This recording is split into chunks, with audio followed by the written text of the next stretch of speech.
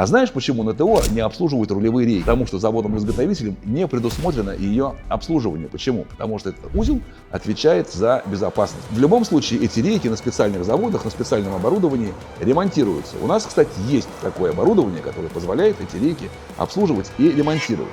Но поскольку регламента ТО для этих рейк не предусмотрено, как правило, люди на них ездят до тех пор, пока она у них не выйдет из строя. Ну, либо пыльники не порвутся, туда вода попадет, заржавеет, стучать начнет, либо конкретно там что-то не сломается внутри этой рулевой рейки там, с какими-то космическими пробегами. У нас был случай, когда к нам приехал Jaguar XJ 2012 года выпуска с пробегом 145 тысяч километров.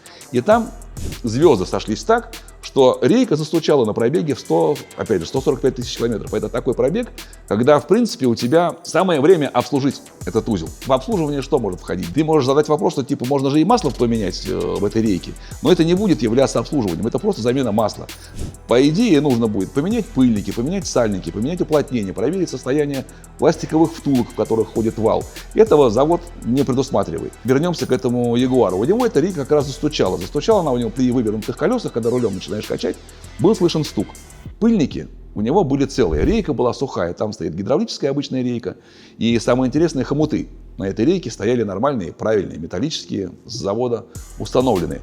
При разборке и дефектовке этой рейки больших проблем с ней не было. Там был небольшой люфт в упоре, в правом упоре, где вал ходит, там стоит пластиковая втулка. Она со временем изнашивается. Мы этот узел дорабатываем. Ставим туда резиновое кольцо и вставляем эту же пластиковую втулку. За счет упругости этого кольца этот зазор выбирается и стук пропадает. Все. Вот таким образом мы обслужили эту рейку на этом пробеге в 145 тысяч. Причем делается это очень быстро. Мы сделали за 4,5 часа. Сняли, поставили, разобрали, собрали, помазали все.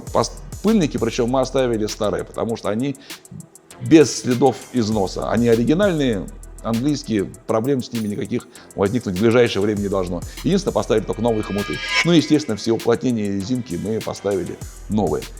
Ремонт занял 4,5 часа, поэтому если у вас какие-то проблемы с рулевой рейкой, вы знаете, где нас найти. Москва, Добролюбова, 2Б, строение 6. Ждем вас.